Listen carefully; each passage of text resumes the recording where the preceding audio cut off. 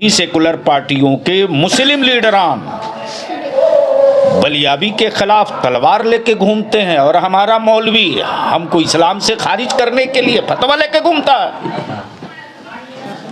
लेकिन हम अपनी नस्लों की बात करना बंद थोड़ी करेंगे। हमारे बच्चे ड्रॉप आउट ना हो, एजुकेशन में आगे बढ़ें, इसके लिए कौन कोशिश करेगा? हुकूमत जाहिल बनाने का इंतज़ाम कर सकती है, कमीशन बनाकर रिपोर्ट दिखा करके हमारा वोट ले सकती हैं। हमारी नस्लों के रोशन मुस्तकबिल का कोई बेदारी की तहरीक नहीं चला सकती। स्टेज पर चीखने चिल्लाने वालों की फौज से मजहब की बुनियाद नहीं बचाई जा सकती है।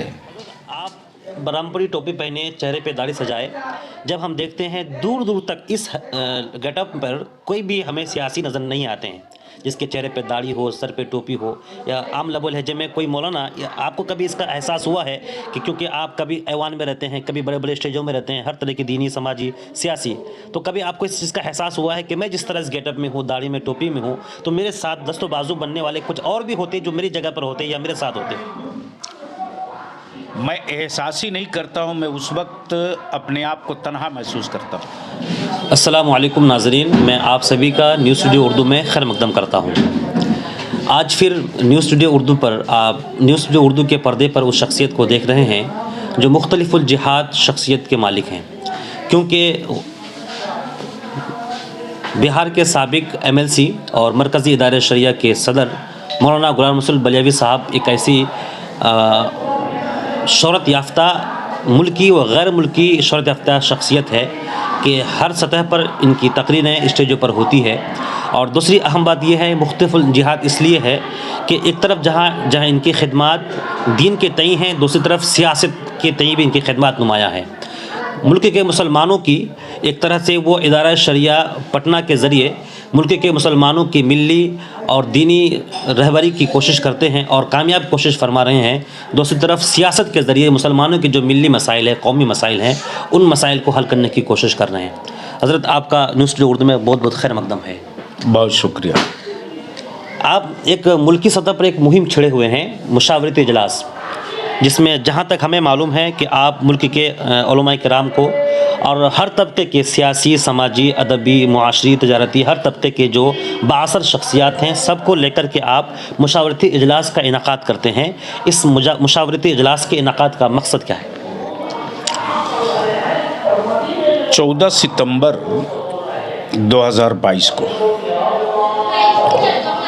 4 सूबों के नुमाइंदा उलमाए कराम, जिसमें तकरीबन 750 से ज़ायद लोग थे, बिहार, बंगाल, झारखंड, उड़ीसा, इन 4 सूबों में बुनियादी तौर से जो हमारे मसाइल हैं, जिनका कुछ रिश्ता हमारे मज़हब से है, हमारे मुआशरे से है, हमारी मिल्लत से है,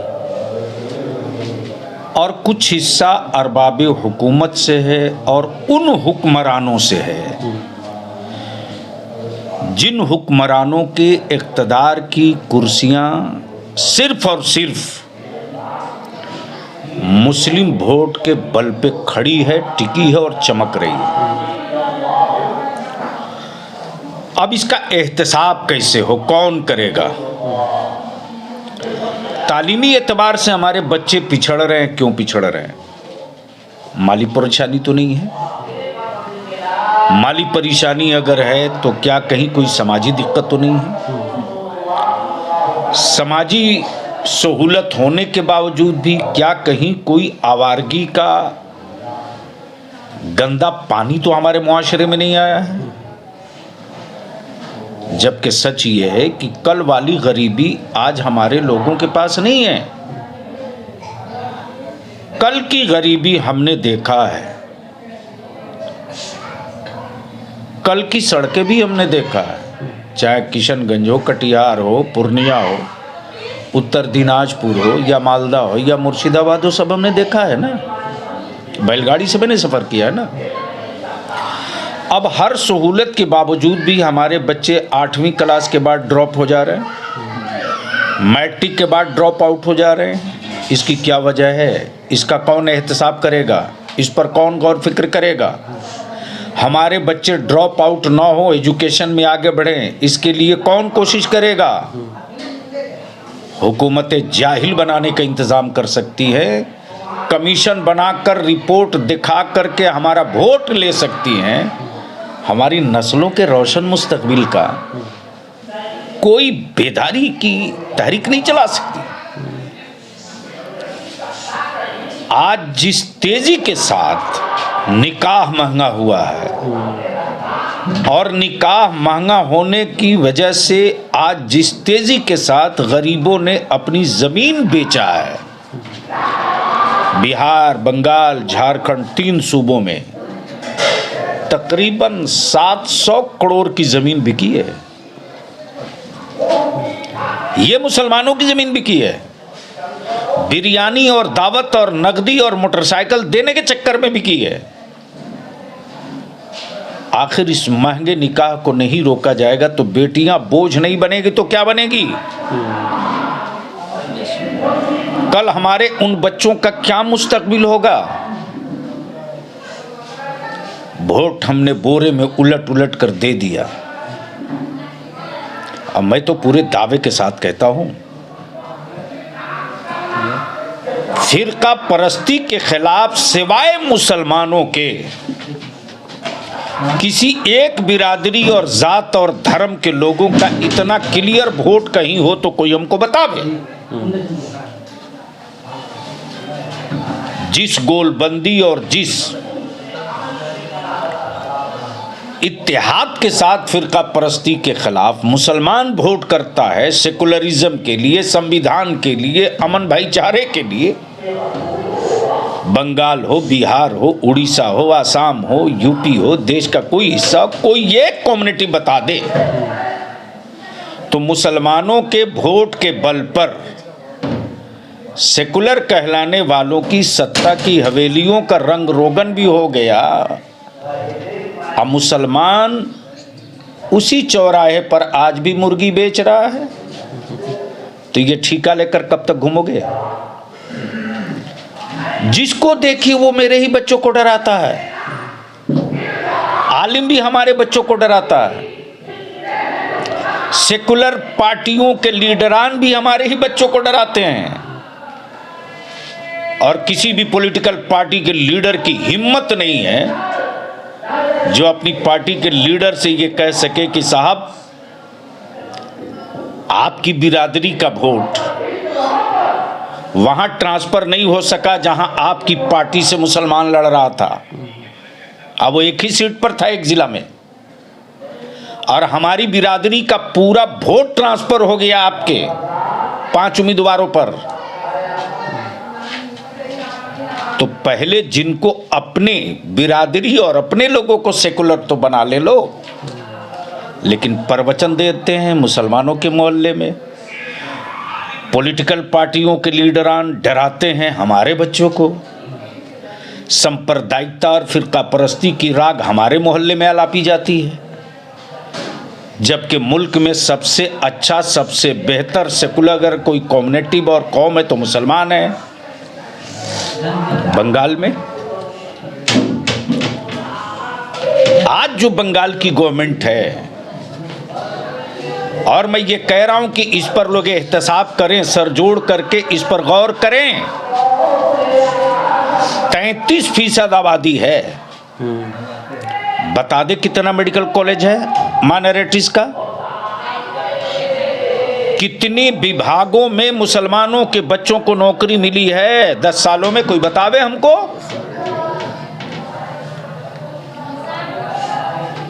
कितनी यूनिवर्सिटियों में प्रोफेसर की बहाली हुई, कोई बतावे हमको। अगर ये सवाल मैं कर दूं तो उन्हीं सेकुलर पार्टियों के मुस्लिम लीडरान बलियाबी के खिलाफ तलवार लेके घूमते हैं, और हमारा मौलवी हमको इस्लाम से खारिज करने के लिए फतवा लेके घूमता है। लेकिन हम अपनी नस्लों की बात करना बंद थोड़ी करेंगे। हमारा काम है जगाते रहो, कोई सुने न सुने अपनी बात सुनाते रहो, कोई माने न माने अपनी बात कहते रहो। आज नहीं मान रहा है, आने वाले दिनों में इसको मानना ही पड़ेगा। इसलिए ये जो तहरीक बेदारी है या मशावरती, आपके किशनगंज में एक नशिस्त हुई थी, बारिश के बच्चे ड्रॉप आउट हो गए। बुखारी, तिरमिजी, मिशकात शरीफ, सियाह सित्ता, तफसीर, मंतिक, फलसफा, सर्फ, नहव, फराइज पढ़ाने वाले आलिमों की तलाश करनी पड़ेगी। स्टेज पर चीखने चिल्लाने वालों की फौज से मजहब की बुनियाद नहीं बचाई जा सकती है। मजहब की बुनियाद बचाने के लिए मेमार का जिंदा रहना जरूरी है। हुज़ूर, एक चीज़ मैं यहाँ ये कहना चाहूँगा, आपने कहा अभी कि सर्फ, नौ, फ़िक़्ह, तफसीर, इल्म सर्फ वगैरह है, इन चीज़ों को तवज्जो देनी चाहिए, पढ़ानी चाहिए। लेकिन आज यूपी में हुआ और बहुत सारी जगहों में ऐसा हो रहा है, मदरसे के इसी निज़ाम तालीम को लेकर लोग एतराज़ करते हैं कि मदरसे के बच्चों को अंधे कुएँ में रखा गया है, ना उनको इंग्लिश पढ़ाई जाती है, ना दुनिया की बातें पढ़ाई जाती है, वही काला काला रसूलुल्लाह, वही सिर्फ हदीस और गर्दान, वही सर्फ की बातें पढ़ाई जाती है। वो लोग खुद अंधे हैं, मदरसा देखे नहीं है, मार्केट में टोपी देखे, दाढ़ी देखे, मस्जिद में इमाम का खुतबा देखे, मदरसे का तालिबीन देखे, मदरसा कहाँ देखे। वो मदरसे का ही पढ़ा हुआ था ना जिसने इल्मे रियाजी का जो मसला लंदन का प्रोफेसर न हल कर सका, अलीगढ़ यूनिवर्सिटी का वाइस चांसलर न हल कर सका, हेथरो कोटलंदन तक के बड़े बड़े विद्वान न हल कर सके, उस रियाजी का मसला किसने हल किया? बरेली के इमाम अहमद रजा फाजिली बरेलवी ने हल किया। तो जिसने मदरसा देखा नहीं वो अंधा बनाता है। हाँ, मैं फख्र के साथ कहता हूँ कि हमारे मजहब की मस्जिदें, मदरसे हुकूमत के पैसों से बिल्डिंगें नहीं बनी है, मुसलमानों के खून पसीने की कमाई से हमारे मदरसों की इमारतें बनी हैं, मस्जिदों की मीनारे खड़े हुए हैं। अब इस स्पीड को तोड़ने के लिए जो एक इस्लामी रूह गांव में जिंदा है, इसको कत्ल करने के लिए मदरसों को टारगेट किया जाता है। मदरसों से ज्यादा बेहतर कहीं तालीम हो तो कोई बतावे। तो जब अब मुठिया के चावल से और ज़कात के पैसे से पतली दाल खिलाकर, मोटा चावल खिलाकर 3 साल में हम अपने बच्चे को हाफिज भी बना लेते हैं, डर इस बात से है कि अगर ये एनर्जी मदरसे वाले हिफ्ज कराने के बाद state service commission, UPSC, medical की तैयारी, इंजीनियरिंग में इस जनरेशन को डाल देंगे तो मार्केट में दूसरे किसी बच्चे की जगह नहीं मिलेगी। उसको रोका जाए कैसे? इसलिए मदरसे के खिलाफ एक बड़ा प्रोपगंडा और चला एजेंडा सेट कर दो। ये सेट होगा नहीं। अदारे शरिया ने 4 सूबों में जिलावार कमेटी बनाना शुरू कर दिया है और कल बहादुरगंज एलआरपी चौक में किशनगंज जिला के जिम्मेदार उलमा बैठेंगे। हर जिला में ये वर्क शुरू हो गया और हम एक एक गांव से अपने गयूर नौजवानों को और आलिमों को दावत देकर बुला रहे हैं, सर जोड़कर बैठो, निकाह सस्ता करो, जी, तालीम मजबूत करो, मकान बनाने के चक्कर में मत पड़ो, नस्लों के रोशन मुस्तकबिल का नक्शा बनाओ। वोट दिए हो तो आबादी के हिसाब से सत्ता और इख्तिदार में हिस्सा गट्टा पकड़ के मांगो। और जो हुक्मरान अंग्रेजी में बात करे उस वक्त तो भूल मत जाना, वक्त का इंतजार करना। आपने मदरसे की बात की, बलेवी साहब खुद एक मदरसे के परवरदा हैं। अगर मदरसे में उस तरह की तालीम ना होती तो आज ये ऐवान में जाकर अपनी ऊंची आवाज़ में अपने हक़ की आवाज़ बुलंद नहीं कर पाते। यकीनन मदरसे में वो तालीम दी जाती है कि मदरसे के परवरदा मदरसे से तालीम याफ्ता कहीं भी अपनी आवाज़ को रख सकते हैं। उसकी एक मिसाल बलियावी साहब है। हज़रत आप बरामपुरी टोपी पहने, चेहरे पे दाढ़ी सजाए, जब हम देखते हैं दूर दूर तक इस गेटअप पर कोई भी हमें सियासी नज़र नहीं आते हैं जिसके चेहरे पे दाढ़ी हो, सर पे टोपी हो, या आम लबो लहजे में कोई मौलाना। या आपको कभी इसका एहसास हुआ है कि क्योंकि आप कभी ऐवान में रहते हैं, कभी बड़े बड़े स्टेजों में रहते हैं, हर तरह की दीनी, समाजी, सियासी, तो कभी आपको इस चीज़ का एहसास हुआ है कि मैं जिस तरह इस गेटअप में हूँ, दाढ़ी में, टोपी में हूँ, तो मेरे साथ दस्तों बाजू बनने वाले कुछ और भी होते जो मेरी जगह पर होते या मेरे साथ होते? मैं एहसास ही नहीं करता हूँ, मैं उस वक्त अपने आप को तन्हा महसूस करता हूँ। हाँ, हमें फ़ख्र है अपने भारतीय होने पर, अपने हिंदुस्तानी होने पर हमें नाज है, और अपने मुल्क के संविधान और आइन पर भी नाज है। हमारे मज़हब ने, हमारे मुल्क के आइन, संविधान और भारतीय समाज ने कभी नहीं कहा कि मुसलमान दाढ़ी न रखे, टोपी न पहने। इस टोपी और दाढ़ी से सबसे ज्यादा चिढ़ उन लीडरों को होती है जो लीडर मदरसे की और आलिमों की शबीह बिगाड़ने के लिए बगैर फीस की वकालत करते हैं। बेचैनी इससे होती है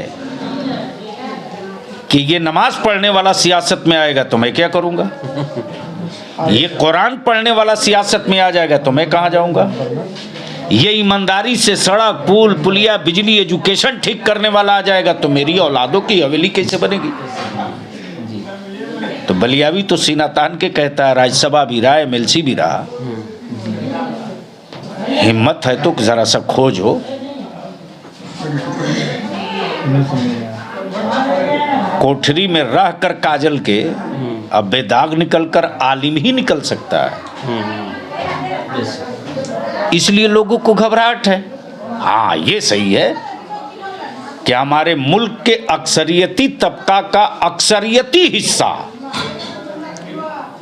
सियासी मंचों पर, सदन के अंदर, सदन के बाहर टोपी, दाढ़ी, मुसल्ला देख करके फख्र कहता है कि हमारा वही भारत है जहां विभिन्नता में एकता है। कसरत में परेशानी उनकी है जो मुसलमान दिखे भी नहीं और मुसलमान के नाम पर कोटा भी मिले। चलिए, ये थे हज़रत अल्लामा ग़ुलाम रसूल बलियावी जो स्टेजों की दुनिया में गाज़ी मिल्लत के ख़िताब से नवाजे गए हैं, और इस ख़िताब के ये कमा हक़ को मुस्तहिक भी हैं, चूँकि ये कौम के बच्चों की, कौम के मुसलमानों के, बल्कि मुल्क के तमाम लोगों की सियासी, समाजी, अदबी और दीनी रहबरी करने की पूरी कामयाब कोशिश फरमा रहे हैं। तो नाज़रीन, मैं आप सबसे यही कहना चाहूँगा कि हमें बेदार होना है सियासत को लेकर, दीन को लेकर और अपने समाज को लेकर, अपने वजूद को लेकर। हमें हर तरह से हर सतह पर तैयार करना है, क्योंकि हमको महदूद नहीं रहना है, हर सतह पे हमें आगे बढ़ना है। इन जैसी शख्सियात से हमें कुछ सबक लेने हैं, इनसे कुछ, इनके असरात से मुतासिर होकर हमें भी आगे बढ़ना है। बस अल्लाह अज़्ज़ व जल हम सब को इन चीज़ों की तौफ़ीक़ अता फ़रमाए। इसी तरह की दीनी, समाजी, अदबी खबरों की वाक़फ़ियत के लिए हमारे साथ जुड़े रहें। अस्सलामु अलैकुम।